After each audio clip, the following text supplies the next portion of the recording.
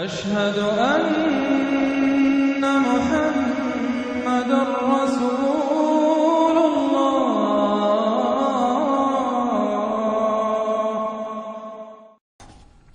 بسم اللہ الرحمن الرحیم۔ حامیم تنزیل الکتاب من اللہ العزیز الحکیم۔ یہ بیان کر چکا ہوں بالکل انہی الفاظ سے پچھلی سورت شروع ہوئی ہے۔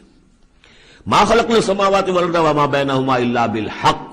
وہاں فرمایا تھا کہ ہم نے آسمان اور زمین کھیل کے لیے نہیں بنائے، یہاں اس کو فرمایا ہم نے نہیں پیدا کیا آسمان اور زمین اور جو کچھ ان دونوں کے مابین ہے مگر حق کے لیے، حق کے ساتھ۔ یہ ایک مستحکم نظام ہے، یہ پرپس فل کریشن ہے، بغیر کسی مقصد کے نہیں ہے۔ واجل مسمى، اور ایک اجل معین تک کے لیے۔ والذین کفروا عما انذروا معرضون، اور جن لوگوں نے کفر کیا ہے وہ جس چیز سے انہیں خبردار کیا جا رہا ہے اس سے وہ اعراض کر رہے ہیں۔ یہاں بھی دیکھیے تقدیم و تاخیر ہے، والذین کفروا معرضون عما انذروا، اصل ترتیب جملے کی یہ بنتی ہے۔ لیکن جیسا کہ میں نے شروع میں عرض کیا تھا جبکہ میں نے لیکچر دیے تھے تعارف قرآن پر، کہ قرآن مجید کے اندر ایک ردم ہے، یہ جو ایک معروف شاعری ہے، شاعری تو نہیں ہے، قرآن شعر نہیں ہے، لیکن جسے بلینک ورس کہا جاتا ہے، غالباً اس کا دنیا میں اگر رواج ہوا تو قرآن کی وجہ سے ہوا ہے۔ قرآن بلینک ورس میں ہے، اس میں ایک ردم ہے، ایک فلو ہے، اور اس ردم کی وجہ سے پھر جملوں کے اندر تقدیم و تاخیر ہو جاتی ہے تاکہ وہ جو اس کا ایک صوتی آہنگ ہے وہ برقرار رہے۔ قل ارأیتم ما تدعون من دون اللہ ارونی ماذا خلقوا من الارض، اے نبی ان سے کہیے جن چیزوں کو تم پوچھتے ہو اور پکارتے ہو اللہ کے سوا، ذرا مجھے دکھاؤ انہوں نے کیا چیزیں پیدا کی ہیں زمین میں۔ ام لہم شرک فی السماوات، یا ان کے لیے کوئی اور شریکہ ہے آسمانوں میں۔ ایتونی بے کتاب من قبل ھذا، تو لاؤ میرے پاس کوئی کتاب جو اس سے پہلے نازل ہوئی ہو، او اثارۃ من علم، اور یا پھر کوئی روایت چلی آ رہی ہو علم کی بنیاد پر، دلیل کی بنیاد پر، منطق کی بنیاد پر، ان کنتم صادقین، اگر تم سچے ہو۔ ومن اضل ممن يدعو من دون الله من لا يستجيب له الى يوم القيامه، اور اس سے بڑھ کر ظالم کون ہوگا جو اللہ کے سوا پکار رہے ایسی چیزوں کو جو ان کی پکار سنتے ہی نہیں، قبول ہی نہیں کر سکتے قیامت کے دن تک۔ وَهُمْ عَنْ دُعَائِهِمْ غَافِلُونَ، وہ سنیں گے کیا، وہ تو ان کی دعا سے غافل ہیں، انہیں پتہ ہی نہیں کہ وہ دعا مانگ رہے ہیں۔ فرض کیجئے کہ کوئی کسی بڑے ولی اللہ کو پکار رہا ہے کہ میری مدد کے لیے آ جائیے، وہ اللہ کا بندہ کہاں ہے، علیین میں، اعلیٰ علیین میں ہے، کہاں ہے، اسے پتہ بھی نہیں کہ کوئی بے وقوف مجھے پکار رہا اللہ کے نام بجائے اللہ کو پکارنے کے، کوئی فرشتے کو پکار رہا ہو۔ بس آگے اس سے اگلی دفعہ پڑھیں گے۔ وَإِذَا حُشِرَ النَّاسُ كَانُوا لَهُمْ أَعْدَاءً وَكَانُوا بِعِبَادَتِهِمْ كَافِرِينَ۔ صدق اللہ العظیم۔ ذکر ہو رہا تھا اس سورہ مبارکہ کی پچھلی آیات میں کہ ان سے بڑھ کر زیادہ گمراہ کون ہوگا جو اللہ کے سوا ایسی ہستیوں کو پکار رہے ہیں جو نہ ان کی دعا سنتے ہیں، نہ دعاؤں کو قبول کر سکتے ہیں قیامت تک، بلکہ وہ ان کی دعاؤں سے غافل ہیں، انہیں معلوم ہی نہیں ہے۔ وَإِذَا حُشِرَ النَّاسُ، جب لوگوں کو جمع کیا جائے گا، كَانُوا لَهُمْ أَعْدَاءً، وہ ان کے دشمن بن جائیں گے کہ تم نے ہمیں شرمسار کیا، ہماری شرمندگی کا تم سبب بن گئے، تم نے ہمیں اللہ کا مد مقابل بنا دیا۔ جیسے کہ حضور صلی اللہ علیہ وسلم نے ایک صحابی کو ٹوک دیا، وہ اپنے کسی گفتگو کے انداز میں، اور ظاہر بات ہے کہ ان کی نیت تو وہ نہیں تھی کہ حضور کو اللہ کے برابر کر دیں، لیکن الفاظ ایسے ان کی زبان سے نکلے، ما شاء اللہ و ما شئت، جو اللہ چاہے اور آپ چاہیں، اسی پر ٹوک دیا حضور نے، اجعلتنی للہ ندًا، کیا تم نے مجھے اللہ کا مد مقابل بنا دیا ہے؟ مشیت صرف اللہ کی ہے۔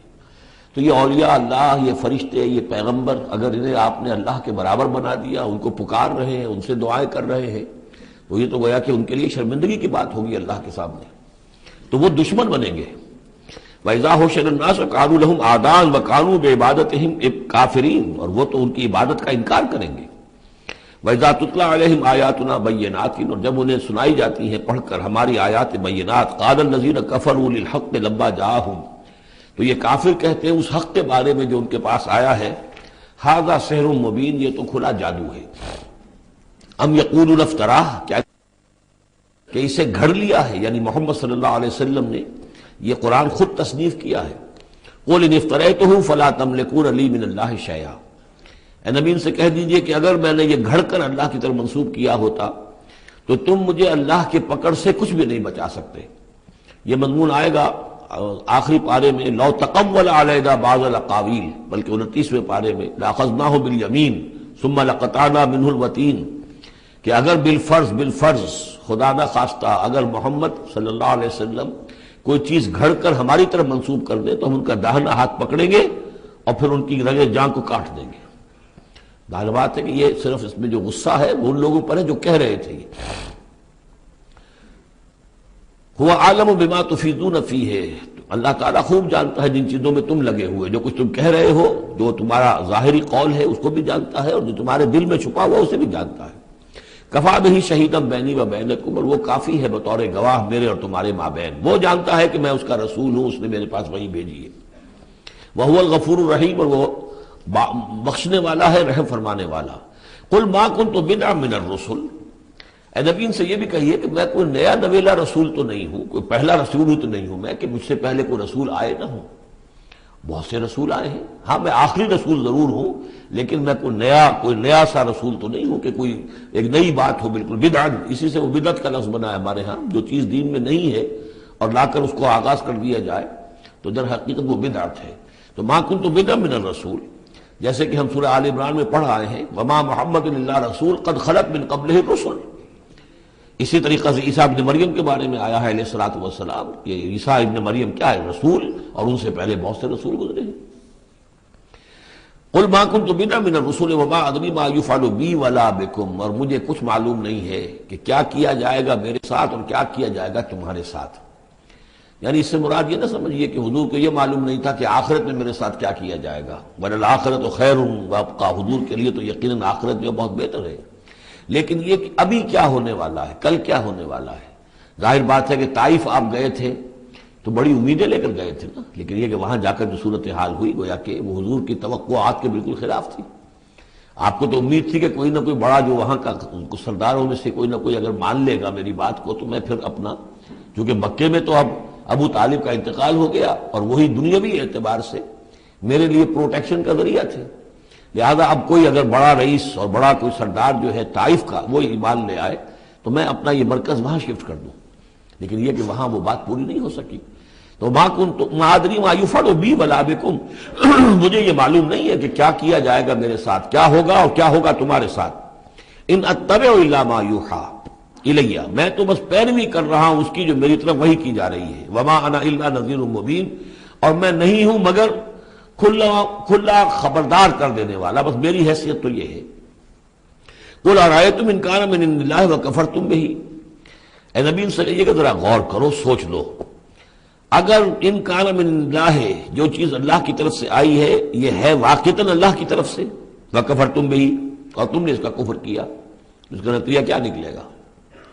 یعنی یہ کہ تم سوچو، امکان تو ہے نا، تم کہہ رہے ہو کہ میں نے گھڑ لی ہے، چلیے، حالانکہ دل میں تم جانتے ہو کہ یہ گھڑی بھی کتاب نہیں ہے، اگر گھڑی بھی کتاب ہوتی، انسان کی تصنیف ہوتی تو تم بھی اس کا مقابلہ کرتے، تمہیں چیلنج دیا گیا ہے کہ اس جیسی کتاب بنا لاؤ، اس جیسی ایک صورت ہی بنا لاؤ، تو تمہارے دل میں وہ بات نہیں ہے۔ لیکن سوچ لو ذرا کہ اگر یہ شے واقعتاً اللہ کی طرف سے ہے، قل ارأیتم ان کان من عند اللہ وکفرتم بہ، اور تم نے اس کا انکار کر دیا،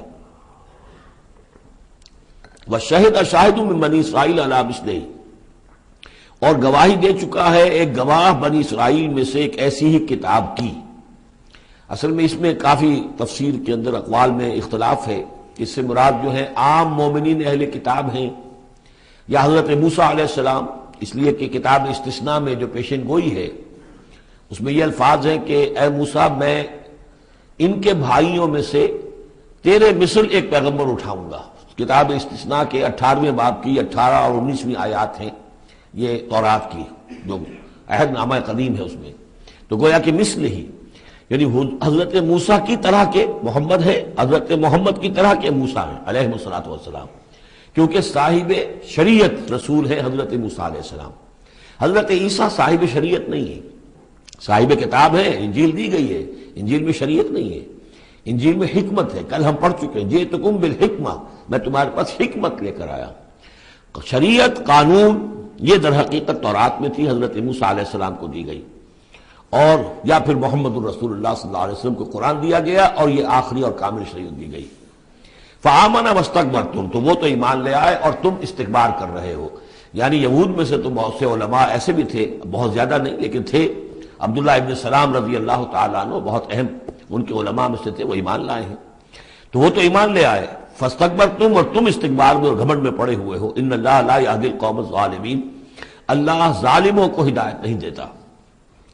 وقال الذین کفروا للذین آمنوا لو کان خیرا ما سبقونا الیہ، اور کہا ان لوگوں نے جنہوں نے کفر کی روش اختیار کی ان لوگوں کے بارے میں جو ایمان لائے، کیونکہ ان میں سے زیادہ تر جو حضور کے آس پاس ہوتے تھے، اس لیے کہ بہرحال ان میں بڑے بڑے لوگ بھی تھے جو ایمان لائے تھے حضور پر، حضرت عثمان ابن عفان بھی تھے، بڑے بڑے گھرانے کے فرد تھے، عبد الرحمن ابن عوف بھی تھے، وہ بھی کوئی غرباء اور فقراء میں سے تو نہیں تھے، طلحہ اور زبیر بھی تھے تو وہ بھی بڑے اونچے خاندانوں سے تھے، لیکن یہ کہ عام طور پر حضور کے آس پاس جو ہوتے ہیں یہ لوگ اپنے اپنے کاموں کے اندر بھی مصروف ہوتے تھے، لیکن جو غرباء تھے وہ حضور کے ارد گرد زیادہ موجود رہتے تھے، اور یہ بات بار بار آ چکی ہے حضرت نوح کے بیان میں بھی اور پھر حضور کے بارے میں بھی کہ اے محمد تمہارے گرد تو ہم بیٹھے ہوتے ہیں ہمارے کمی کاری لوگ، بڑے گھٹیا لوگ، ہمارے پست طبقات کے لوگ جو ہیں، کوئی غلام ہے ہمارا، کوئی اور یہاں پہ محنت مزدوری کرنے والا ہے، تو ہمارے شایان شان نہیں ہے کہ ہم آپ کے پاس آ کر بیٹھیں، یعنی ذرا ان کو اپنے سے دور کرو، جس پر کہ اللہ تعالیٰ نے کئی مرتبہ یہ فرمایا کہ اے نبی آپ ان کی بات پر نہ جائیے، اور کہیں ان اہل ایمان کو کہ جو صبح و شام اللہ کو پکارتے ہیں اور اللہ کی رضا جوئی میں لگے ہوئے ہیں، ان کو کہیں آپ اپنے سے دور نہ کر دیں، اگر ایسا آپ کریں گے تو یہ ظلم ہو جائے گا۔ لیکن بہرحال ان کا کہنا یہ تھا کہ اگر یہ لوگ جو ہیں، اگر واقعتاً یہ خیر ہوتا، لو کانا خیرن ما سبقونا، اگر یہ واقعتاً خیر ہوتا قرآن اور یہ دین، تو یہ لوگ جو ہیں یہ اس میں سبقت نہ کرتے ہم سے، بڑے ہم ہیں، سمجھدار ہم ہیں، دانشور ہم ہیں، ایلیٹ آف دی سوسائٹی ہم ہیں، تو ہم نے تو پیش قدمی کی نہیں ہے، لیکن یہ لوگ پیش قدمی کر رہے ہیں، تو اس کا مطلب ہے کہ یہ بات بھی گھٹیا ہی ہے جو تم پیش کر رہے ہو، جس کو گھٹیا قسم کے لوگ قبول کر رہے ہیں۔ یہ طنز ہے اس میں چھپا ہوا۔ وقال الذین کفروا للذین آمنوا لو کان خیرا ما سبقونا وَإِذْ لَمْ يَهْتَدُوا بِهِ فَسَيَقُولُونَ هَذَا إِفْكٌ قَدِيمٌ، اور جب یہ اس قرآن کے ذریعے سے ہدایت نہیں پا رہے تو کہتے ہیں کہ یہ تو گھڑا ہوا چیز، گھڑی ہوئی چیز ہے، افک ہے، پرانی شے ہے۔ وَمِن قَبْلِهِ کتاب موسیٰ اماما ورحمہ، حالانکہ اس سے پہلے موسیٰ کی کتاب موجود تھی اور اب بھی ہے، اماما ورحمہ، وہ بھی رہنمائی کرنے والی ہے اور رحمت ہے۔ وَهَذَا کتاب مصدق لسانا عربیا، اور یہ کتاب نازل ہوئی ہے اس کی تصدیق کرتے ہوئے، یعنی تصدیق دونوں معنی میں، ایک تو کہ قرآن تصدیق کرتا ہے کہ تورات اللہ کی کتاب تھی، اللہ کی کتاب ہے، اگرچہ اس میں تحریف کر دی گئی ہے لیکن بہرحال اللہ کی کتاب تھی۔ انا انزلنا التوراۃ فیہا ھدی ونور، ہم نے تورات نازل کی تھی، اس میں ہدایت بھی تھی، نور بھی تھا۔ پھر انجیل کے بارے میں فیہ ھدی ونور، قرآن دونوں کی تصدیق کرتا ہے۔ دوسری یہ کہ تورات میں اور انجیل میں جو پیشین گوئیاں تھیں ان کا مصداق بن کر قرآن آیا ہے، تو قرآن مصدق ہے لساناً عربیاً، اور بڑی ہی عمدہ فصیح اور بلیغ عربی زبان میں ہے، لِيُنذِرَ الَّذِينَ، تاکہ خبردار کر دیں ان لوگوں کو ظلموا، جنہوں نے کہ کفر کی روش اختیار کی، خبردار کر دینے کی ذمہ داری ہے، اور اسی لیے یہ جو آسان زبان میں ہم نے اس کو اتارا ہے تاکہ ہر شخص تک یہ بات پہنچ جائے۔ وَبُشْرَىٰ لِلْمُحْسِنِينَ، اور جو ایمان اور اسلام اور احسان کی روش اختیار کریں ان کے لیے یہ بشارت بن جائے۔ ان الذين قالوا ربنا الله ثم استقاموا فلا خوف عليهم ولا هم يحزنون، یقیناً وہ لوگ، یہ وہی الفاظ آ گئے جو سورہ حمیم سجدہ میں آئے تھے، جنہوں نے کہا ہمارا رب اللہ ہے پھر اس پر جم گئے، اور میں نے عرض کیا تھا وہ پھر دوبارہ عرض کر رہا ہوں کہ استقامت میں قیامت مضمر ہے، جنہوں نے کہا ہمارا رب اللہ ہے پھر اس پر جم گئے، یعنی پھر راضی برضائے رب رہنا، اسی پر توکل کرنا، اسی کی رضا جوئی کو اپنی زندگی کا مقصد بنانا، پھر اس کی اطاعت کرنا، اس کے احکام کی پابندی کرنا، اور اس کے جملہ جو بھی اس نے ذمہ داریاں عائد کی ان کو پورا کرنے کے لیے تن من دھن لگا دینا، یہ سب استقامت میں شامل ہے۔ استقامت کے معنی کیا ہے؟ جیسے کہ میں نے آپ کو بتایا تھا کہ حضور سے ایک صاحب نے یہ پوچھا، بلکہ کہا، فرمائش کی کہ مجھے تو کوئی ایک بات ایسی بتا دیجئے جس سے میں پلے باندھ لوں، میں زیادہ لمبی چوڑی باتیں نہیں سمجھ سکتا۔ حضور نے فرمایا قل آمنت باللہ ثم استقم، کہو کہ میں ایمان لایا اللہ پر پھر جم جاؤ، ٹھک جائے تمہارا دل اس کے اوپر کہ واقعتاً پالن ہار وہی ہے، پروردگار وہی ہے، حاجت روا وہی ہے، مشکل کشا وہی ہے، اور وہ ہماری دعاؤں کا سننے والا وہی ہے۔ پھر یہ کہ اسی کے لیے انسان ہمتاً اپنے آپ کو وقف کر دے، ان صلاتی و نسکی و محیای و مماتی للہ رب العالمین۔ ان الذین قالوا ربنا اللہ ثم استقاموا فلا خوف علیہم ولا هم یحزنون، یہ استقامت والے جو ہی تو اولیاء اللہ ہو گئے نا، پھر جیسے کہ ہم نے سورہ یونس میں پڑھا تھا، الا ان اولیاء اللہ لا خوف علیہم ولا هم يحزنون الذین آمنوا وكانوا يتقون، جو ایمان لائے اور اس پر مستقیم ہو گئے، قائم ہو گئے، جازم ہو گئے، اور وہی تو اللہ کے ولی ہیں، وہی اللہ کے دوست ہیں، ان کے لیے نہ کوئی خوف ہے نہ وہ کسی حزن سے دوچار ہوں گے۔ اولئک اصحاب الجنت خالدین فیہا، وہ جنت والے لوگ ہیں، اس میں رہیں گے ہمیشہ ہمیش، جزاء بما كانوا يعملون، اور یہ جزا ہوگا ان کے اعمال کا۔ یہ بات کئی دفعہ میں نے واضح کی ہے کہ بندے کو یہ سمجھنا چاہیے، اور یہی بندے کہیں گے جنت میں داخل ہونے کے بعد بھی کہیں گے اللہ کے نیک بندے کہ ہماری یہ طاقت نہیں تھی، صلاحیت نہیں تھی کہ ہم اپنے بل پر اور اپنے اعمال کے بل پر یہاں جنت میں داخل ہو سکتے، یہ اللہ کا فضل ہے۔ الحمدللہ الذی ہدانا لہذا وما كنا لنہتدی لولا ان ہدانا اللہ، کل شکر اس اللہ کا جس نے ہمیں یہاں داخل کیا اور ہمیں پہنچا دیا یہاں تک ہماری رہنمائی فرما دی، اور ہم ہرگز ہدایت نہ پا سکتے اگر اللہ ہی ہمیں ہدایت نہ دیتا۔ لیکن اللہ تعالیٰ بار بار کہتا ہے کہ ٹھیک ہے، لیکن یہ کہ تمہارے اعمال تھے، تم نے بھی محنت کی تھی، تم نے فیصلہ کیا تھا، اما شاکرم و اما کفورا، جو ہم نے تمہیں اختیار دے دیا تھا، تم نے ہمارے شکر گزار بندے بن کر زندگی گزارنے کا فیصلہ کیا، ہم نے قدر افزائی فرمائی، ہم نے تمہیں توفیق دی، ہم نے تمہارے راستے کی رکاوٹوں کو جو ہے آسان کر دیا، لیکن یہ کہ بہرحال تمہارا عمل اس میں شامل ہے۔ جزاء بما كانوا يعملون، یہ در حقیقت بدلہ ہوگا ان کے اعمال کا۔ ووصینا الانسان بوالدیہ حسنا، اور ہم نے وصیت کی انسان کو، تاکید کی انسان کو اس کے والدین کے بارے میں احسانا، کہ اس کے ساتھ احسان کی روش، نیک سلوک، خدمت۔ اور اس میں بھی خاص طور پر والدہ کا معاملہ جو ہے یہ سورہ بنی اسرائیل میں بھی ہے اور یہاں بھی ہے، وہاں بھی آیا تھا ووصینا الانسان بوالدیہ حملتہ امہ وہنا علی وہن وفصالہ فی عامین۔ تو والدین میں جو ہے والدہ کا حق فائق ہے والد کے حق پر، ویسے دونوں کے ساتھ اس نے سلوک ہو، دونوں کا ادب ہو۔ وَإِمَّا يَبْلُغَنَّ عِندَكَ الْكِبَرَ أَحَدُهُمَا أَوْ كِلَاهُمَا فَلَا تَقُل لَّهُمَا أُفٍّ وَلَا تَنْهَرْهُمَا وَقُل لَّهُمَا قَوْلًا كَرِيمًا، یہ ہم پڑھ چکے ہیں، لیکن یہاں بھی اور وہاں بھی خاص طور پر والدہ کا، اس لیے کہ مشقت جو ہے پیدائش میں ساری کی ساری مشقت جو ہے ماں کی ہے، باپ کا کیا حصہ ہے؟ وہ تو ایک کوئی اس کی لذت کا لمحہ ہوتا ہے، وہ اس کے اندر اس نے وہ بوند ٹپکائی اور فارغ۔ اب وہ ساری مصیبت کون جھیل رہی ہے؟ وہ عورت جھیل رہی ہے، ماں جھیل رہی ہے۔ سارا پریگننسی کا دور جو ہے، اس میں ابتدائی دور جو ہے، اس میں اسے جی بتلا رہا ہے، الٹیاں آ رہی ہیں، چیزوں سے نفرت ہو رہی ہے، پھر جب بوجھل ہو گئی ہے، جسم بوجھل ہو گیا ہے، بوجھ اٹھائے ہوئے ہے، پھر وضع حمل کی مشقتیں ہیں، وہ درد ذہ ہے، پھر اس کو دودھ پلانا ہے 2 سال تک، اس کے جو اس کو گند ہے اس کو صاف کرنا ہے، پوتڑے دھونے ہیں، یہ سارے کام کون کر رہا ہے؟ ماں کر رہی ہے۔ باپ کا تو اس میں حصہ ڈائریکٹ نہیں انڈائریکٹ ہے کہ بہرحال وہ کمائی کرتا ہے، پرووائڈ کرتا ہے، یہ بات دوسری ہے، لیکن جو مشقت ماں کی ہے، اسی لیے حدیث میں آتا ہے کہ ایک صحابی نے حضور سے سوال کیا کہ میرے حسن سلوک کا سب سے اولین مستحق کون ہے؟ آپ نے فرمایا تمہاری والدہ۔ انہوں نے پوچھا پھر ان کے بعد کون؟ فرمایا پھر تمہاری والدہ۔ تیسری مرتبہ پھر کون؟ حضور پھر والدہ تمہاری۔ چوتھی مرتبہ جب اس نے پوچھا ان کے بعد کون، تو آپ نے فرمایا تمہارے والد۔ یعنی والدہ کا حق جو ہے وہ والد کے حق پر، یہ ہے اخلاقی حق۔ قانونی حق والد کا زیادہ ہے، اگر سیپریشن ہو جائے گی تو اولاد والد کی ہے، قانونی حق اس کا زیادہ ہے، لیکن اخلاقی حق، خدمت کا حق، اور جنت جس کے پاؤں تلے ہے وہ باپ نہیں ماں ہے۔ جنت جو ہے وہ تو اس کے قدم تلے تحت اقدام الامہات، اس حوالے سے اخلاقی مقام جو ہے وہ عورت کا زیادہ ہے، ماں کا زیادہ ہے۔ فرمایا حملتہ امہ کرہا ووضعتہ کرہا، اس کی ماں نے اسے اٹھائے رکھا اپنے پیٹ میں تکلیف جھیل کر، اور پھر اس کو وضع حمل ہوا، اس کو جنا تکلیف کے ساتھ، وحملہ وفصالہ 30 شہرا، اور اس کا یہ حمل اور پھر دودھ پلانا یہ لگ بھگ جو ہے 30 مہینے ہوتے ہیں۔ حتی اذا بلغ اشدہ، یہاں تک کہ جب وہ اپنی پوری قوت کو پہنچتا ہے، بلوغت کو پہنچتا ہے، اور یہاں سے بلوغت سے مراد جو ہے وہ نفسیاتی بلوغت ہے، ذہنی اور نفسیاتی بلوغت۔ ایک جسمانی بلوغت ہوتی ہے، وہ تو 16 17 18 اس سال کے اندر آدمی جو ہے وہ پورا بالغ ہوتا ہے، لیکن جسمانی بلوغت نہیں، یہاں جو ہے 40 برس کا ذکر آ رہا ہے۔ حتی اذا بلغ اشدہ وبلغ 40 سنۃ، جب وہ 40 برس کا ہو جاتا ہے۔ سائیکولوجیکل میچورٹی جو ہے انسان کی وہ 40 برس کی ہے، یہی وجہ ہے کہ 40 برس ہی کی عمر میں جو بھی نبوت جو ہے وہ ملتی تھی، حضور کو بھی 40 برس کی۔ فلما بلغ 40 سنۃ حبب الیہ الخلا فکان یخلو بغار حرا، ایک حدیث ہے بڑی پیاری جس کی راویہ ہیں ام المومنین حضرت عائشہ صدیقہ رضی اللہ تعالیٰ عنہ، جس میں فرمایا انہوں نے کہ حضور نے مجھے بتایا کہ جب میری عمر 40 برس کے قریب ہوئی تو مجھے خلوت گزرنی محبوب ہو گئی، تنہائی میں بیٹھ کر، اور پھر آپ جا کر کئی دن کئی راتیں جو ہے غار حرا میں آپ تنہا رہتے تھے، خلوت گزری، پھر وہیں پر وہی کا آغاز ہوا ہے۔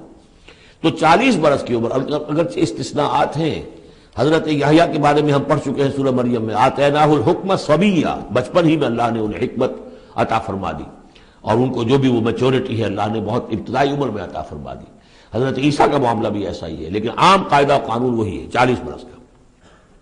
حتیٰ اذا بلغ اشدہ وبلغ 40 سنة قال رب اوزعنی ان اشکر نعمتک التی انعمت علی وعلی والدی، تو وہ کہتا ہے کہ میرے پروردگار مجھے اس کی میری قسمت یہ بنا دے، یہ میرا نصیب فرما دے، مجھے اس کی توفیق دے کہ میں شکر ادا کر سکوں تیرے انعامات کا جو مجھ پر ہوئے اور میرے والدین پر ہوئے، وان اعمل صالحا ترضاہ، اور یہ کہ میں ایسے عمل کروں اچھے جو تجھے پسند آئیں، جنہیں تو پسند کرے، واصلح لی فی ذریتی، اور پھر یہ کہ میرے لیے میری اولاد کے لیے بھی، اولاد میں بھی میرے لیے بہتری پیدا کر دے۔ ایک تو یہ ہوتا ہے کہ اصلح لی ذریتی، میری اولاد کو اصلاح کر دے، انہیں صالح بنا دے، لیکن یہاں پہ انداز جو ہے ذرا دیکھیے، اصلح لی فی ذریتی، اس لیے کہ اولاد صالح ہوگی تو اس کا فائدہ مجھے بھی پہنچے گا، اس لیے کہ اگر اولاد جو ہے وہ صالح ہے اور نیک ہے تو اس سے یقیناً انسان جو ہے وہ دعائیں کریں گے، استغفار کریں گے، اور ان کے جو اعمال صالحہ ہیں، چونکہ باپ نے کوئی تربیت اچھی دی تھی تو ان کے اعمال صالحہ سے بھی اس کے اپنے حساب کے اندر بھی ادراج ہوتا رہے گا نیکیوں کا۔ تو اصلح لی فی ذریتی، میری ذریت میں، میری نسل میں میرے لیے اصلاح فرما دے، یعنی ان کی اصلاح فرما جس سے کہ خود مجھے بھی فائدہ پہنچے۔ اسی بالکل یہی مفہوم ہے کہ جو ہم نے سورہ الفرقان میں پڑھا ہے، وَجْعَلْنَا لِلْمُتَّقِينَ إِمَامًا، مراد یہ کہ ہماری اولاد کو متقی بنا، تاکہ ان کی جو ہم از خود ان کے آگے چلنے والے ہیں، ان کے امام ہیں، وہ ہمارے فالوورز ہیں، ہمارے پیچھے چلنے والے ہیں، اور قیامت میں ایسا ہوگا حشر میں آدمی اٹھیں گے اور ان کے پیچھے ان کی نسلیں چلی آ رہی ہیں، تو ہمارے پیچھے آنے والے ہیں وہ نیک ہوں، متقی ہوں۔ وَاصْلِحْ لِي فِي ذُرِّيَّتِي إِنِّي تُبْتُ إِلَيْكَ، میں تیری جناب میں توبہ کرتا ہوں، رجوع کرتا ہوں، وَإِنِّي مِنَ الْمُسْلِمِينَ، اور یقیناً میں تیرے فرما برداروں میں سے ہوں۔ اولئک الذین نتقبل عنہم احسن ما عملوا، یہ وہ لوگ ہیں جن سے ہم ان کے بہترین اعمال قبول فرمائیں گے، ونتجاوز عن سیئاتہم، اور اگر کوئی خطائیں ہوں گی، کوئی چیز ان کے اندر کمزوری کا پہلو بھی ہوگا، ہم اس سے درگزر فرمائیں گے۔ فی اصحاب الجنہ، اور پھر یہ اصحاب الجنہ میں ہوں گے، جنت والوں میں شامل ہو جائیں گے۔ وعد الصدق الذی کانوا یوعدون، یہ سچا وعدہ ہے جس کا کہ ان سے وعدہ کیا جاتا تھا۔ اب اس کے برعکس سے کردار ہے، یہ تو یہ کہ ایک صالح بیٹا ہے، اور وہ جب اپنی پوری میچورٹی کو پہنچا ہے اور بلوغ کو پہنچا ہے نفسیاتی اور ذہنی اعتبار سے، تو اس کا طرز عمل تو یہ ہے جو آ گیا، رب اوزعنی ان اشکر نعمتک التی انعمت علی وعلی والدی وان اعمل صالحا ترضاہ واصلح لی فی ذریتی۔ ایک دوسرا برعکس کردار ہے، والذی قال لوالدیہ اف لکما اتعداننی ان اخرج وقد خلت القرون من قبلی، اور وہ شخص جو اپنے والدین سے کہتا ہے، والدین مسلمان ہیں لیکن بیٹا آوارہ ہو گیا ہے یا ذہنی طور پر جو ہے وہ گمراہ ہو گیا ہے، وہ نہ آخرت کو مان رہا ہے نہ اللہ کو مان رہا ہے، کسی اور رخ پہ جا رہا ہے، تو وہ اپنے والدین سے کہتا ہے اف لکما، میں بڑا بیزار ہوں آپ سے، یہ کیا آپ لوگوں نے ڈھکوسلے تراش رکھے ہیں، یہ کیا آخرت واخرت کی آپ مجھے دھمکی دیتے رہتے ہیں۔ اتعداننی، کیا آپ مجھے اس بات سے ڈراتے ہیں، وعدہ دیتے ہیں، دھمکاتے ہیں، ان اخرجا، کہ مجھے نکالا جائے گا، دوبارہ زندہ کیا جائے گا، وقد خلت القرون من قبلی، مجھ سے پہلے نہ معلوم کتنی نسلیں بیت چکی ہیں، ہزارہا لوگ نسل بعد نسل ختم ہو چکے ہیں، تو میں تو ان باتوں کو ماننے والا نہیں ہوں، یہ آپ کے ڈھکوسلے ہیں، یہ پرانی باتیں ہیں، دقیانوسی باتیں ہیں۔ وہما یستغیثان اللہ ویلک آمن، اور وہ دونوں ماں باپ جو ہے بیچارے وہ نیک، وہ دعائی دے رہے ہیں اللہ کی کہ اللہ کے بندے، ویلک، تباہی ہو تیری، خرابی ہو تیری، آمن، ایمان لا، مان ان باتوں کو، ان وعد اللہ حق، یقیناً اللہ کا وعدہ سچا ہے۔ فیقول ما ھذا الا اساطیر الاولین، وہ کہتا ہے نہیں نہیں نہیں، میں نہیں مانتا، نہیں یہ تو نقلیں ہیں، پرانی کہانیاں ہیں جو پچھلوں سے نقل ہوتی چلی آ رہی ہیں۔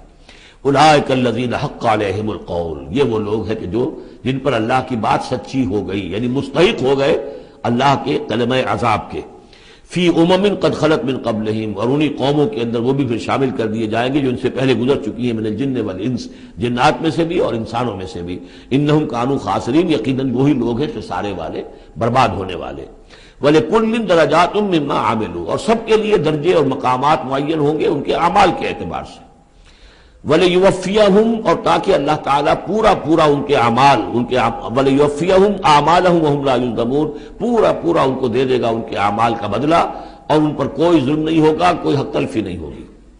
وَيَوْمَ يُعْرَضُ الَّذِينَ كَفَرُوا عَلَى النَّارِ، اور جس دن کہ یہ کافر پیش کیے جائیں گے آگ پر، اور اس وقت ان سے کہا جائے گا اذهبتم طیباتکم فی حیاتکم الدنیا واستمتعتم بها، دیکھو بھائی تم نے اپنے جو مزے لینے تھے، لوٹنے تھے، عیش کرنے تھے، وہ تم دنیا کی زندگی میں کر چکے ہو۔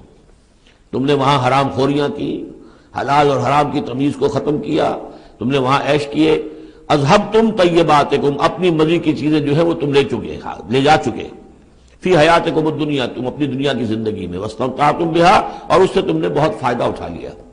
فَالْيَوْمَ تُجْزَوْنَ عَذَابَ الْهُونِ بِمَا كُنتُمْ تَسْتَكْبِرُونَ فِي الْأَرْضِ بِغَيْرِ الْحَقِّ، تو آج اب تمہیں بہت ہی اہانت آمیز عذاب دیا جائے گا، ذلت کا عذاب، بسبب اس تکبر کے جو تم کرتے رہے ہوئے زمین میں ناحق، وَبِمَا كُنتُمْ تَفْسُقُونَ، اور جو تم نے وہاں پر نافرمانیاں کی ہیں اور ہمارے احکام کو توڑا ہے۔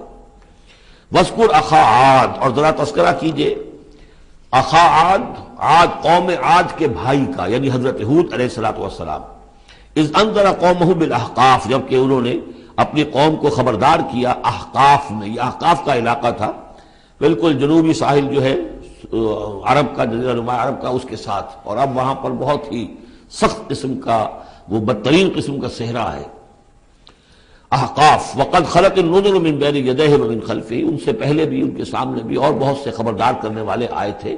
یہ میں نے عرض کیا تھا کہ انبیاء متعدد آ کر پھر آخری کوئی رسول آتا تھا کہ جو پھر آخری اتمام حجت کرتا تھا۔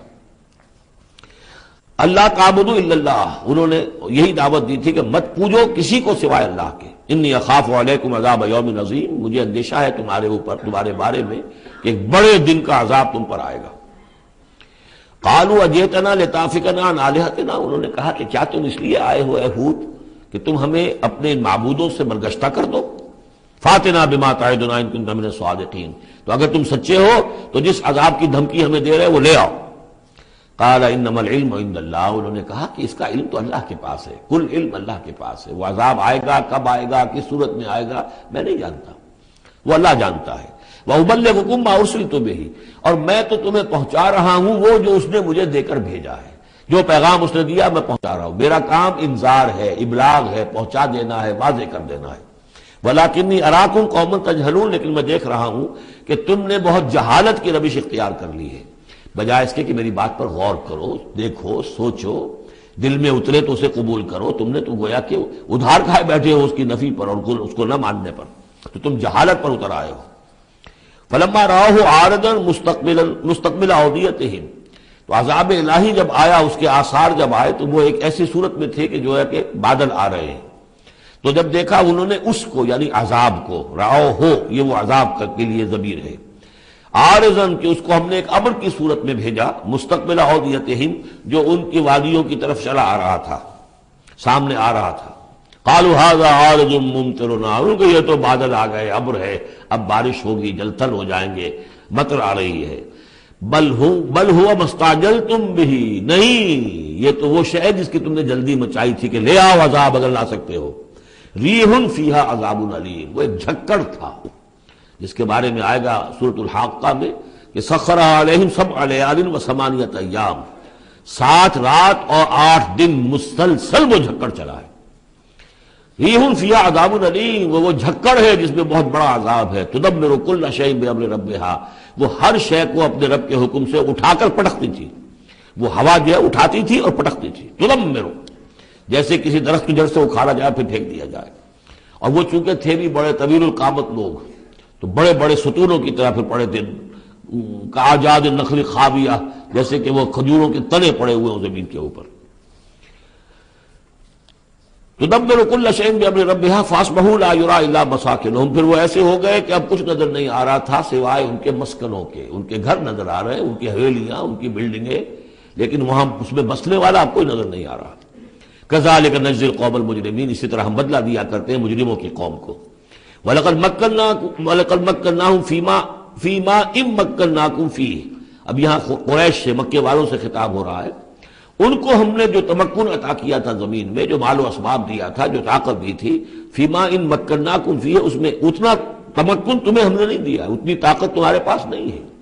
ان کی تہذیب، جیسا کہ میں عرض کر چکا ہوں، وہ شداد کا جو شہر تھا، اب اس کے جو ہے باقیات وہ نظر آ چکے ہیں سیٹلائٹس کے ذریعے سے کہ زمین کے نیچے جو ہے بہت گہرے وہ موجود ہیں، جو ان کے اوپر عذاب آیا اور اس کے اوپر لیکن وہ دبے ہوئے موجود ہیں۔ اس کے بڑے بڑے جو ہیں ستون جو بنائے تھے انہوں نے، غالباً 30 بڑے بڑے ان کی فصیل کے ساتھ جو ہے پلرز ہیں جن کو گن لیا گیا ہے، وہ موجود ہیں۔ یہ ساری نشانیاں اب ایک ایک کر کے ظاہر ہوں گی۔ وَلَقَدْ مَكَّنَّاهُمْ فِي مَاءٍ مَكَّنَّاكُمْ فِيهِ، ہم نے وہ چیزیں انہیں دی تھی کہ جو اے قریش تمہیں نہیں دی، ہم نے ان کو تمہیں وہ تمکن نہیں دیا۔ وَجَعَلْنَا لَهُمْ سَمْعًا وَأَبْصَارًا وَأَفْئِدَةً، ہم نے ان کے لیے بھی ہم نے انہیں سماعت کان بھی دیے تھے، وابصارن آنکھیں بھی دی تھی، افئدہ بھی دیے تھے، دل اور عقل بھی دی تھی۔ فما اغنى عنهم سمعهم ولا ابصارهم ولا افئدتهم من شيء، تو کچھ کام نہیں آئے ان کے، نہ تو ان کی سماعت، ان کی بصارت، نہ ان کے دل یا عقلیں میں کسی شے میں انہیں نہیں بچا سکے۔ اذ كانوا يجحدون بآيات الله، جبکہ وہ انکار کرتے رہے اللہ کی آیات کا۔ وحاق بهم ما كانوا به يستهزئون، اور ان کو گھیر لیا اور ان پر الٹ پڑی وہی چیزیں جن کا کہ وہ مذاق اڑایا کرتے تھے۔ وَلَقَدْ أَهْلَكْنَا مَا حَوْلَكُم مِّنَ الْقُرَىٰ، اور ہم نے تو ہلاک کیا ہے بہت سی بستیوں کو جو تمہارے ہی ارد گرد آباد تھیں۔ میں وہ نقشہ بنا کے بھی آپ کو دکھا چکا ہوں کہ یہ تمام جو احقاف یہ گویا کہ مکے کے جنوب مشرق میں تھے، سمود کا علاقہ جو ہے مکے کے شمال میں تھا، اسی شمال کے رخ پر جو ہے پھر وہ مدین کا علاقہ، اور پھر یہ کہ ادھر ڈیڈ سی کے ساتھ ساحل پر اس کے بھی اب حال ہی میں خبر آئی ہے کہ اس کے بھی جو کھنڈرات وغیرہ ہیں وہ بحرۂ ڈیڈ سی جو ہے بحرۂ مردار، اس کے اندر پانی کے نیچے وہ موجود ہیں۔ ابھی ان کی تلاش ہو گئی ہے، وہ نکل آئے ہیں، مطلب یہ کہ ان معلوم ہو گئے ہیں، انکشاف ہو گیا ہے۔ تو فرمایا وَلَقَدْ أَهْلَكْنَا مَا حَوْلَكُم مِّنَ الْقُرَىٰ، ہم نے بہت سی بستیوں کو، شہروں کو ہلاک کیا جو تمہارے ارد گرد ہی تھی۔ وَصَرَّفْنَا الْآيَاتِ لَعَلَّهُمْ يَرْجِعُونَ، اور اسی طرح ہم نے پھیر پھیر کر ان کو یہ آیات اپنی سنائی ہے تاکہ وہ رجوع کریں، پلٹیں، لوٹیں۔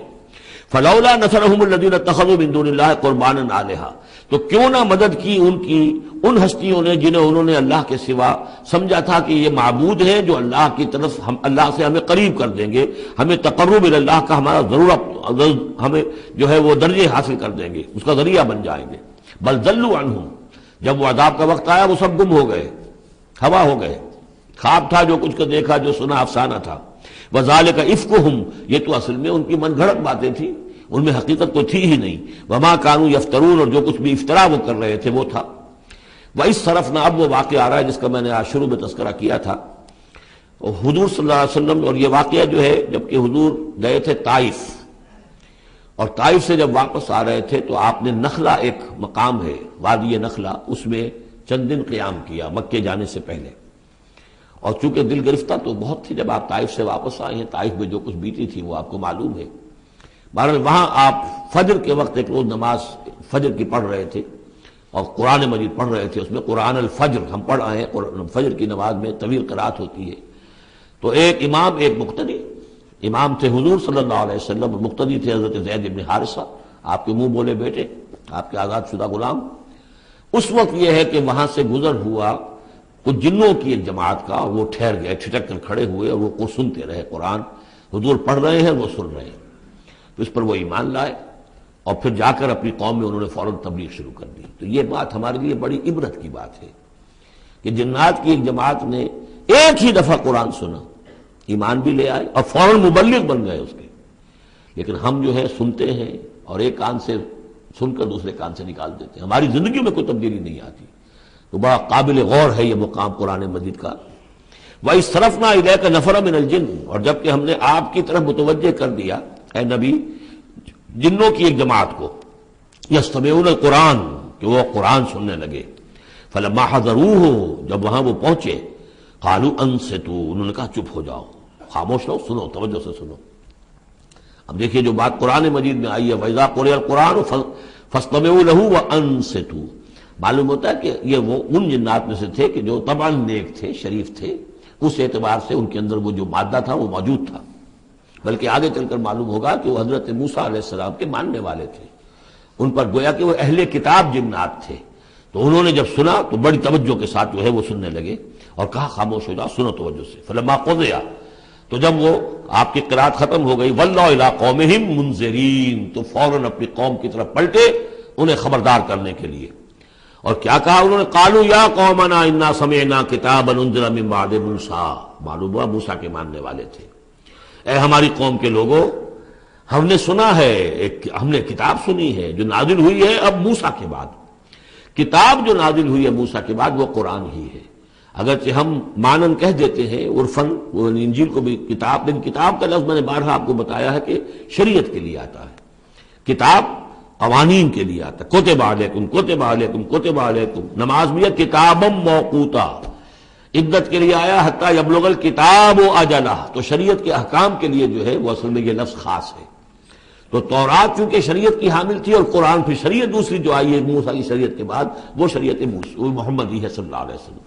ورنہ ظاہر بات ہے کہ ان کے علم میں ہوگا کہ حضرت عیسیٰ بھی آئے اور وہ ایک کتاب تو لائے، لیکن یہ کہ اس میں شریعت نہیں.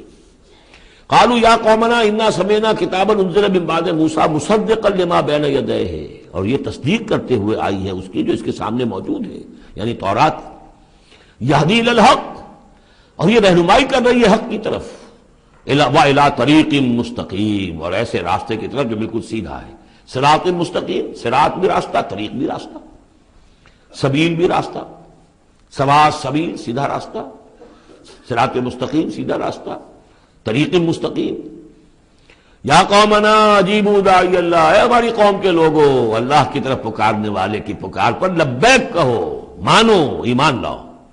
وآمنوا بہ یغفر لکم من ذنوبکم، تو ان پر ایمان لاؤ تاکہ اللہ تعالیٰ جو ہے تمہارے گناہوں کو بخش دے. وَيُجِرْكُم مِّنْ عَذَابٍ عَلِيمٍ، اور تمہیں بچا دے عذاب علیم سے، دردناک عذاب سے. وَمَن لَّا يُجِبْ دَاعِيَ اللَّهِ فَلَيْسَ بِمُعْجِزٍ فِي الْأَرْضِ، اور جو نہیں لبیک کہتا اللہ کی طرف پکارنے والے کی پکار پر، تو وہ پھر فَلَيْسَ بِمُعْجِزٍ، وہ اللہ تعالیٰ کو ہرا نہیں سکے گا، شکست نہیں دے سکے گا زمین میں. وَلَيْسَ لَهُ مِن دُونِهِ أَوْلِيَاء، اور نہیں ہوں گے اس کے لیے کوئی ایسے اس کے رفیق اور اس کے پشت پناہ اور مددگار جو اسے اللہ کی پکڑ سے بچا سکے. أُولَٰئِكَ فِي ضَلَالٍ مُّبِينٍ، یہ لوگ تو گویا کہ کھلی گمراہی کے اندر ہوں گے. اب یہ بات جو ہے جیسا کہ میں نے اس کے تو قابل غور ہے ہمارے لیے. اب ظاہر بات ہے کہ داعی جب تک نبوت کا سلسلہ جاری تھا وہ اللہ کے نبی ہوتے تھے. اب حضور کے بعد اب داعی جو ہوں گے وہ امت میں سے ہوں گے. کوئی اٹھے گا اللہ کا بندہ، پھر دین کی دعوت دے گا، پھر قرآن کی طرف بلائے گا، پھر لوگوں سے کہے گا کہ آؤ چلو اس راستے پر چلو، اللہ کے دین کا راستہ یہ ہے. اقامت دین کی جد و جہد میں لگو، اس کے لیے اپنے تن بندھن لگاؤ. ان صلاتی و نسکی و محیایا و مماتی للہ رب العالمین. اب نبی تو کوئی نہیں آئے گا سوائے ان کے جو دجال ہیں، جھوٹے نبی ہیں جنہوں نے دعوے کیے ہیں، وہ تو چھوڑ دیجیے ان کو. لیکن نبی نہیں آنے والا، نبوت کا دروازہ بند ہو چکا. لیکن دعوت اللہ کا دروازہ بند نہیں ہوا ہے، اس کا سلسلہ بند نہیں ہوا، بلکہ اب تو اس امت کے ذمے بحثیت مجموعی کو ذمہ داری لگا دی گئی. وَكَذَلِكَ جَعَلْنَاكُمْ أُمَّةً وَسَطًا لِتَكُونُوا شُهَدَاءَ عَلَى النَّاسِ وَيَكُونَ الرَّسُولُ عَلَيْكُمْ شَهِيدًا. تمہارے ذمے ہے. كُنتُمْ خَيْرَ أُمَّةٍ أُخْرِجَتْ لِلنَّاسِ تَأْمُرُونَ بِالْمَعْرُوفِ وَتَنْهَوْنَ عَنِ الْمُنكَرِ وَتُؤْمِنُونَ بِاللَّهِ. أَوَلَمْ يَرَوْا أَنَّ اللَّهَ الَّذِي خَلَقَ السَّمَاوَاتِ وَالْأَرْضَ وَلَمْ يَعْيَ بِخَلْقِهِنَّ، کیا انہوں نے دیکھا نہیں، غور نہیں کیا؟ وہ اللہ جس نے آسمانوں اور زمین کی تخلیق فرمائی اور وہ تھکا نہیں، ہارا نہیں اس سے، ان کی تخلیق سے. یعنی جیسے کہ سورہ قاف میں ہم پڑھیں گے افعینا بالخلق الاول، کیا ہم عاجز آ گئے ایک دفعہ بنانے کے بعد؟ ہماری ساری جو بھی کریٹو ایکٹیویٹی تھی اور کریٹو پوٹینشیل ہمارا ختم ہو گیا، ایگزاسٹ ہو گیا، ہم دوبارہ نہیں بنا سکتے تمہیں. تو لم یا بخلقہن، وہ عاجز نہیں آ گیا ان کی تخلیق سے. اب اس کی جو خلاقی کی قوت ہے وہ ختم نہیں ہو گئی ہے. بقادر علی ان یحیی الموتى، تو کیا وہ قادر نہیں ہوگا اس پر کہ مردوں کو زندہ کر دے؟ بلا، کیوں نہیں، انہ علی کل شیء قدیر، یقیناً وہ ہر چیز پر قادر ہے. ویوم یعرض الذین کفروا علی النار، اور جس روز کے پیش کیے جائیں گے یہ کافر آگ پر، الیس ھذا بالحق، اس وقت سوال کیا جائے گا یہ ہے حق، یہ حقیقت ہے یا نہیں؟ تم ڈھکوسلا کہتے تھے، تم کہتے تھے کہ ایسی ہمیں دھونس دی جا رہی ہے، کوئی جہنم وغیرہ نہیں، کوئی حساب کتاب نہیں، کوئی جزا و سزا نہیں، کوئی باس بادل موت نہیں. الیس ھذا بالحق، کیا یہ حقیقت نہیں ہے؟ قالوا بلا وربنا، وہ کہیں گے کیوں نہیں، ہمارے پروردگار تیری قسم یہ حق ہے. قال فذوقوا العذاب بما كنتم تکفرون، تو اللہ فرمائے گا اب چکھو اس عذاب کا مزہ اپنے اس کفر کی پاداش میں جو تم کرتے رہے. فاصبر، اب آخری بات حضور سے، فاصبر کما صبر اولو العزم من الرسل، اے محمد صلی اللہ علیہ وسلم آپ بھی صبر کیجئے جیسے کہ ہمارے اولو العزم رسول آپ سے پہلے صبر کرتے رہے. یہ اولو العزم من الرسل عام طور پر خیال ہے کہ 5 ہیں. بعض حضرات 7 شمار کرتے ہیں، حضرت ہود حضرت صالح کو بھی شامل کرتے ہیں، لیکن 5 پر چونکہ اسی سلسلہ سور کی صورت ہے سورہ شورى جس میں 5 کا ذکر ہے۔ شرع لکم من الدین ما وصى به نوحا والذی اوحینا الیک وما وصینا به ابراہیم وموسیٰ وعیسیٰ۔ حضرت نوح، حضرت ابراہیم، حضرت موسیٰ، حضرت عیسیٰ اور حضرت محمد صلی اللہ علیہ وسلم علیہ السلام، یہ اولو العزم من الرسل ہیں۔ اور اس میں جو یوں سمجھیے کہ عزم اور صبر کا معاملہ جو ہے اس میں حضرت ایک اعتبار سے حضرت نوح سب سے آگے ہے، 950 برس تک جو ہے انہیں صبر کرنا پڑا، فلبث فیہم 1000 سنۃ الا 50 عاما۔ اور ایک ذاتی تکلیف اس میں حضرت ایوب علیہ السلام، ان کو جو کوفت ذاتی تکلیف، بیماری، نہایت ہی تکلیف دہ بیماری، تو اس میں ان کا صبر ایوب اس اعتبار سے مشہور ہے۔ فاصبر کما صبر اولو العزم من الرسل، صبر کیجئے جیسے کہ ہمارے اولو العزم پیغمبر صبر کرتے رہے۔ ولا تستعجل لهم، اور ان کے لیے جلدی نہ کیجئے۔ کیا مطلب؟ یہ خیال جو کبھی شاید حضور کے دل میں بھی آ جاتا ہو، لیکن یہ کہ دوسرے مسلمانوں کے دلوں میں آنا تو بالکل قرین قیاس ہے کہ اللہ تعالیٰ ان کو پکڑتا کیوں نہیں؟ یہ کس طریقے سے بلال کو کیسے مار رہا ہے یہ امیہ ابن خلف، اللہ تعالیٰ اس کا ہاتھ چھل کیوں نہیں کر دیتا؟ وہ تو علی کل شیء قدیر ہے۔ اور اس قوم کو کب تک یہ مہلت دی جائے گی؟ کیوں نہیں ان پر عذاب آ جاتا جیسے کہ عذاب آیا تھا پچھلی قوموں کے اوپر؟ فرمایا نہیں، ولا تستعجل۔ پچھلی سورت بھی اسی پر ختم ہوئی تھی کہ اے نبی اہل ایمان سے یہ کہیے کہ ذرا ان کو ابھی معاف کریں، ابھی ان کو کچھ عرصے کے لیے، چونکہ جو ہمارا ابھی فیصلہ جو ہے وہ یہ ہے کہ ابھی وہ وقت عذاب کا نہیں آیا ہے، تو ابھی یہ ذرا درگزر کرتے رہیں۔ وہی بات یہاں خاص طور پر واحد کے صیغے میں خطاب کر کے حضور سے کہی جا رہی ہے۔ فاصبر کما صبر اولو العزم من الرسل ولا تستعجل لهم، ان کے لیے جلدی نہ کیجیے۔ کانہم یوم یرون ما یوعدون، جس دن کے یہ دیکھیں گے اس عذاب کو، جب عذاب آئے گا تو ایسے محسوس کریں گے لم یلبسوا الا ساعۃ من نہار، کہ نہیں رہے تھے مگر دن کی کسی ایک حصے میں، ایک گھڑی دن کی صرف۔ بلاغ، یہ ہے پہنچا دینا، ھذا بلاغ، لیکن ھذا یہاں پر محذوف ہو گیا، ھذا بلاغ، بلاغ یہ پہنچا دینا ہے۔ فہل یہلک الا القوم الفاسقون، تو ہلاک تو وہی کیے جائیں گے، کون ہلاک کیا جائے گا سوائے ان کے کہ جو نافرمان لوگ تھے۔ یہاں یہ جو 8 سورتوں کا ایک سلسلہ چلا آ رہا تھا وہ بھی ختم ہوا، اور یہ کہ جو 5واں جو گروپ ہے مکی اور مدنی صورتوں کا، ان میں سے جو مکیات کا سلسلہ ہے وہ ختم ہو گیا، اور یہ 13 صورتیں ہیں، سورہ سبا، فاطر، پھر یاسین، پھر صافات، پھر صاد، اور پھر یہ 8 صورتیں، سورہ زمر، اور پھر مومن، اور پھر حامیم سجدہ اور شورا اور زخرف اور دخان اور جاسیہ اور احقاف۔ یہ صورتیں ہیں کہ جہاں مکیات